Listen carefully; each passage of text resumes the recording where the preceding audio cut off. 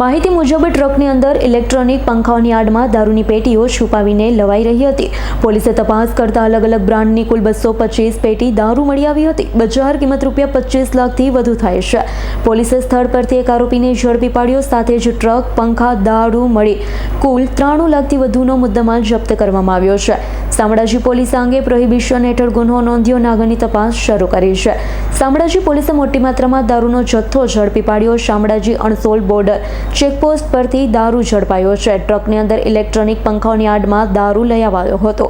અલગ અલગ બ્રાન્ડની કુલ 225 પેટી ઝડપાઈ। શામળાજી પોલીસે 25 લાખથી વધુના દારૂ સાથે એક આરોપીને ઝડપી પાડ્યો। પંખા સહિત ટ્રક અને દારૂના મુદ્દામાલ સાથે 93 લાખથી વધુનો મુદ્દામાલ જપ્ત કરાયો છે। શામળાજી પોલીસે પ્રોહિબિશન હેઠળ ગુનો નોંધી તપાસ હાથ ધરી। જયદીપ ભાટિયાનો રિપોર્ટ, S9 ન્યૂઝ, અરવલ્લી।